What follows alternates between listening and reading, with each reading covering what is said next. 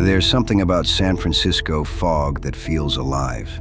It doesn't just roll in like normal weather. It drifts. It wraps itself around the houses, the cable cars, and the streets while the city is still asleep. For generations, people here have loved it. They've named it, romanticized it. But on the morning of September 20th, 1950, that fog carried a ghost. Over 800,000 ordinary Americans breathed it in. No warning sirens, no emergency broadcasts, no choice. The military's assumption was simple. It's totally harmless. But just days after the spray stopped, local doctors noticed a sudden spike in a rare aggressive infection. One patient, a retired grandfather named Edward Nevin, wouldn't survive it. For nearly 30 years, the files were locked in a vault. The people of San Francisco went about their lives, completely blind to the truth. This isn't science fiction. It isn't a conspiracy theory born on the internet. It is a real, declassified, congressional record fact. Its name was Operation Sea Spray. By 1950, the world had entered the atomic age. Everyone knew what a single nuclear bomb could do to a city. But behind closed doors, military planners were terrified of something else, something much harder to track: biological warfare. A biological attack doesn't come with fireballs or flattening explosions. It arrives in total silence. It's a microscopic killer carried on nothing more than a gentle breeze. American intelligence believed that if World War III broke out, an enemy wouldn't just drop bombs. They'd sneak a submarine up to an American coast, surface just outside a harbor, release an aerosol agent, and disappear back beneath the waves, before anyone on shore realized anything had happened. But the military had a massive problem.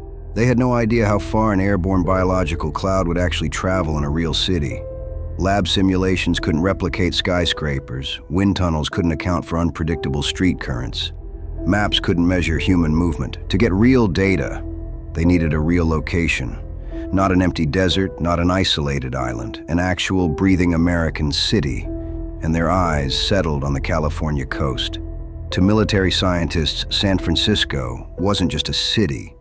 It was the ultimate natural laboratory. It sits on a massive natural harbor. Its wind patterns sweep predictably through the Golden Gate. And then there was the military's favorite detail: the heavy, iconic morning fog. To the chemical corps, that fog was a perfect natural aerosol vehicle. It could carry biological particles deep inland for miles without ever raising a single eyebrow. They wanted to know exactly how a bacteria cloud would move through narrow streets, bounce off steep hills, and seep into homes. But running this experiment created one obvious problem. You can't ask a major American city for permission to spray them. No mayor signs off on that. No public hearing approves it. No ethics committee clears it. So the decision was made far above the public's awareness.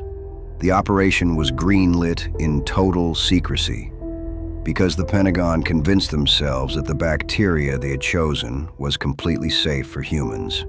It was a massive assumption, and it aged terribly. On the evening of September 20th, 1950, a United States Navy vessel quietly positioned itself just 2 miles off the coast of San Francisco, right outside the Golden Gate Bridge. To anyone watching from the shore, it looked like a standard military ship. But on deck, technicians were assembling heavy-duty aerosol compressors connected to large spray nozzles. Their material of choice was a bacterium called Serratia marcescens. Mainstream science at the time labeled this organism as completely benign, but it had one logistical advantage the military loved. When it grows in a lab culture, it turns a bright, unmistakable blood-red pigment. That made it the perfect tracker. At 43 hidden collection stations across the city, military personnel held sample cones in the air, catching particles to map exactly where the bacteria landed. The red colonies would be unmistakable, easy to count, easy to chart. For 6 straight days, from September 20th to September 27th, 1950, the Navy ship pumped massive, invisible plumes of billions of bacteria into the Pacific breeze. Nobody looked up. Nobody smelled anything unusual. Parents walked their kids to school. Office workers caught the cable cars. Shop owners unlocked their storefronts. All of them completely unaware that they were walking through an artificial biological cloud.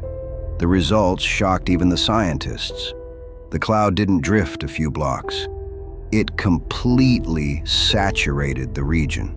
The military's own classified reports calculated that nearly every one of San Francisco's 800,000 residents had inhaled at least 5,000 bacterial particles. 5,000 particles. And the report noted, almost as a casual side observation, that this dispersion fell within the infectivity range for anthrax. To the Pentagon, it was a flawless tactical triumph. They filed the data, marked it top secret, and the ship quietly sailed away. Then, the hospital doors opened. His name was Edward Nevin. He was 75 years old. He had spent his life in San Francisco, raised his family there, grown old there, become part of the city the way people do when they've loved a place long enough. In late September of 1950, Edward was recovering from prostate surgery at Stanford University Hospital. The surgery had gone as expected. He was doing fine. And then he wasn't. On October 11th, 2 weeks after the Navy had packed up its equipment and left, 11 patients at Stanford Hospital began presenting with something that doctors had never seen before: severe, highly unusual urinary tract infections. All of them caused by the same organism, Serratia marcescens. The Stanford doctors were stunned. This bacterium had never been recorded in the hospital's entire history, not once. And now, suddenly, 11 patients had it simultaneously, all recovering from recent surgical procedures, all with catheters, all already vulnerable. The doctors were so baffled that they wrote the outbreak up and submitted it to a medical journal, a formal record of something they simply could not explain. Edward Nevin did not recover.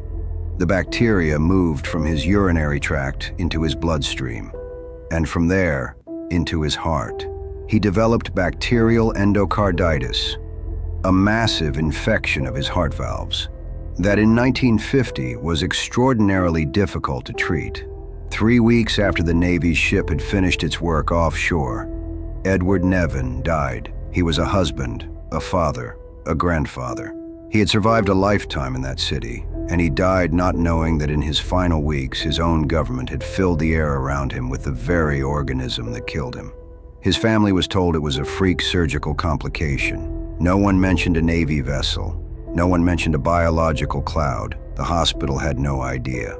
And the military stayed completely silent. The documents were sealed, and for nearly 30 years, Edward Nevin's family grieved, never knowing that his final breaths had been filled with an experimental cloud sent by his own country.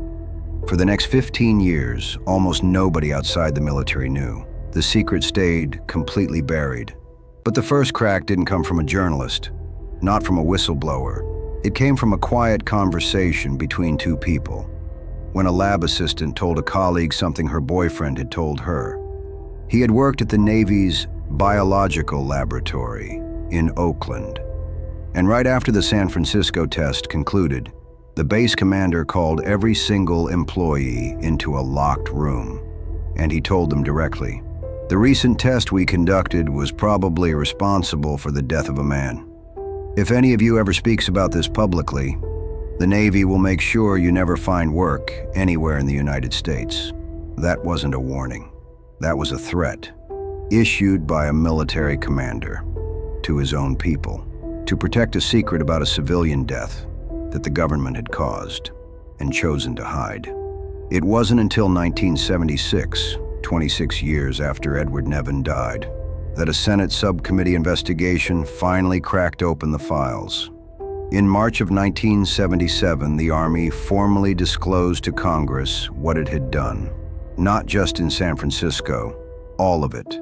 239 tests. They sprayed Washington, D.C., Minneapolis, the Pennsylvania Turnpike. They dropped light bulbs packed with bacteria onto subway tracks in Midtown Manhattan, watching the trains suck the cloud through miles of underground tunnels. All of it on American citizens, none of whom were ever asked.